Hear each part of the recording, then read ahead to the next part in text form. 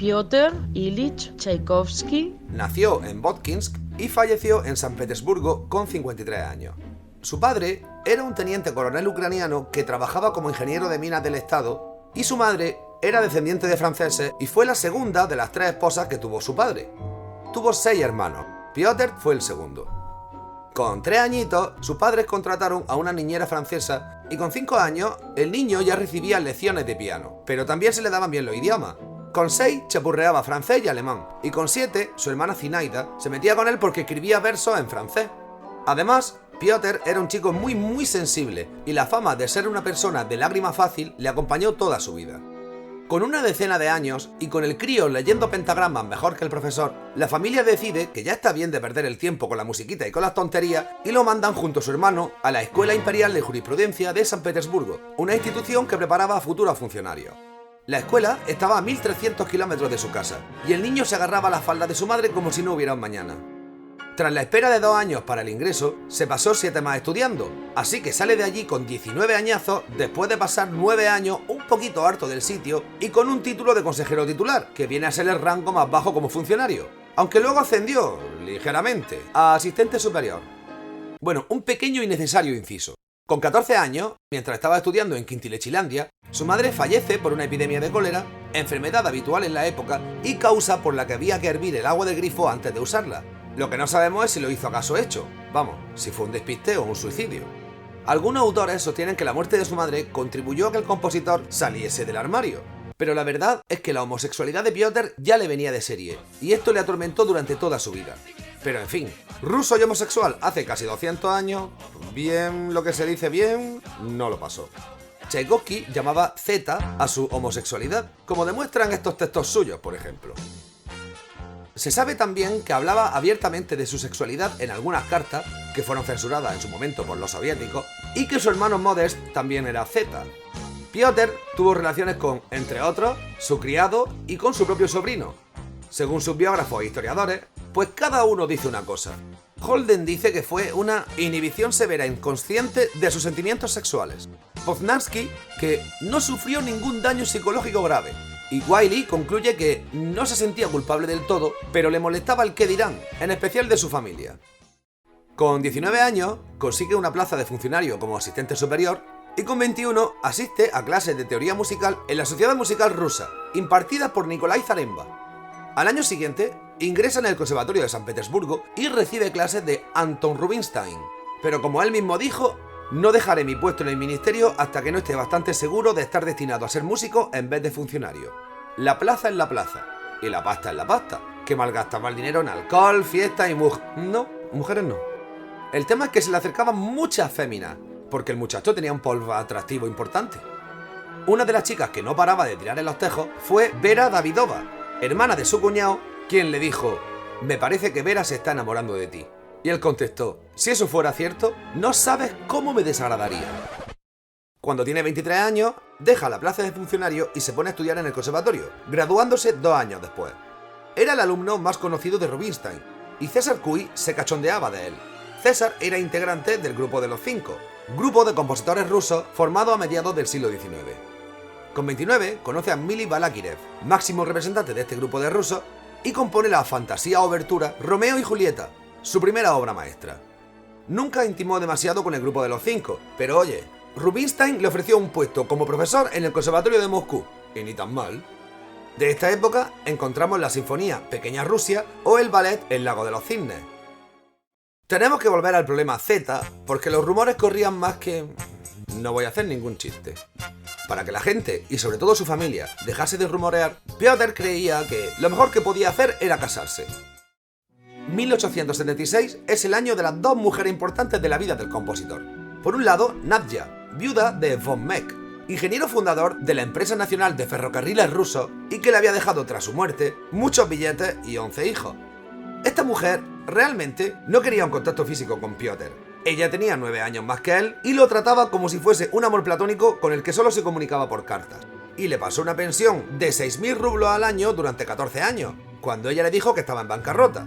Aunque en realidad ella no estaba en quiebra, seguramente los hijos de ella dijeron que ya estaba bien de gastarse los ahorros del papa a lo tonto. Además, ella era mecenas de varios compositores, como Nikolai Rubinstein o Claude Debussy. La otra mujer de 1876 es Antonina. Como ya hemos dicho, Piotr se puso a buscar como un loco a una mujer con la que casarse y dio con una muchacha que se le declaró por carta y a la que respondió que solo podía ofrecerle gratitud y simpatía. Ella contraatacó y le dijo básicamente: o me haces caso o me suicido.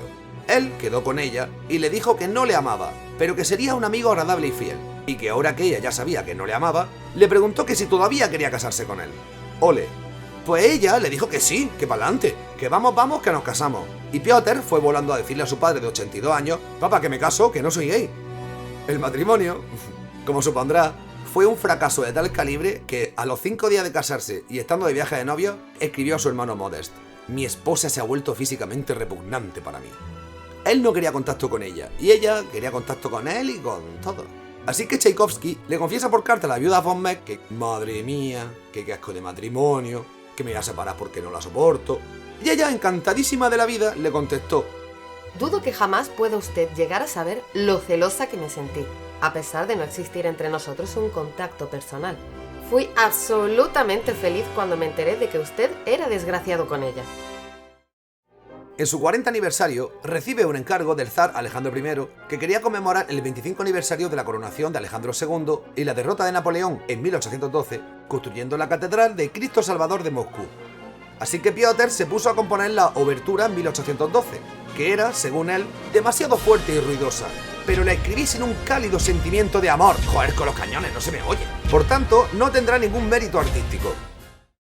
Con 47 años, lo llaman como sustituto de última hora para dirigir su propia ópera Cherevitsky. Fue la segunda opción porque Tchaikovsky, al igual que Manuel de Falla, era hipocondríaco, y una de sus manías era el temor a que se le cayese la cabeza mientras estaba dirigiendo. Nuestro amigo empezaba a triunfar por Europa y Rusia, y esto le ayudó a superar su miedo escénico y a ganar confianza en sí mismo. En 1890 hubo varias cosas que marcaron su vida, como fueron la tala de un bosque en Klin por donde él solía pasear y la muerte de 2 hijos de su hermana Alexandra, hermana que padecía de cálculos biliares, se enganchó a la morfina y palmó también ese año. Por si fuera poco, este fue el año en el que la viuda Nadja le quitó la pensión. Pero la verdad es que, a pesar de la desgracia, nuestro amigo estaba en pleno apogeo. Con 51, dirige su marcha eslava en el Carnegie Hall de Nueva York y 2 años después, y unos meses antes de fallecer, la Universidad de Cambridge le otorgó un título honorífico. Tchaikovsky muere en San Petersburgo con 53 años. Falleció 9 días después del estreno de su sexta sinfonía, La Patética. Sobre la muerte del compositor, inicialmente su hermano Modest contó que Piotr contrajo el cólera al cenar en un restaurante. Estaba el compositor cenando y dijo: anda, voy a beberme un vaso de agua del grifo sin hervir, que se me ha olvidado ya que mi madre murió de cólera por beber agua del grifo sin hervir. Este hecho tan extraño hizo que los médicos que le atendieron publicaran un comunicado en el que contaban los últimos momentos de Tchaikovsky.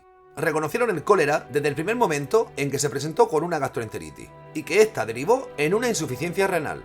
En aquella época no había diuréticos y como última opción metieron al compositor en una bañera de agua caliente, donde falleció el 6 de noviembre de 1893 con 53 años. En 1981, la musicóloga Alexandra Orlova accedió a archivos de la Casa Museo del Compositor, de lo que se resume que, al parecer, el conde Stenbock-Ferman se había enterado de que Tchaikovsky estaba liado con su hijo, y un día fue al supuesto aula acompañado por un presunto tribunal de honor y un bote de arsénico. El conde dio a Piotr 2 opciones: o se tomaba el arsénico o lo denunciaba por sus tendencias sexuales, lo que significaba trabajo forzado en un campo de reeducación de Siberia. Ante tremendo dilema, el compositor decidió acabar con su vida bebiendo un vaso de agua del grifo, como contó su hermano Modest. Musicalmente, recibió numerosas críticas de compositores por su estilo anticuado, pero con el tiempo se le ha considerado uno de los compositores rusos más relevantes e influyentes de la historia, junto a Igor Stravinsky o el Grupo de los Cinco. De hecho, hoy es el segundo compositor más interpretado en las salas de conciertos de todo el mundo, después del sordo Malafollá. Él decía que, si no fuese por la música, habría más razones para volverse loco. Su música es una mezcla de estilos, desde la forma clásica, imitando el rococó del siglo XVIII, hasta un estilo más nacionalista. Tchaikovsky fue el primer compositor ruso en hacer giras fuera de su país. Para finalizar esta biografía, os dejo con esta cita suya. El futuro tiene muchos nombres. Para los débiles es lo inalcanzable. Para los temerosos, lo desconocido. Para los valientes, la oportunidad.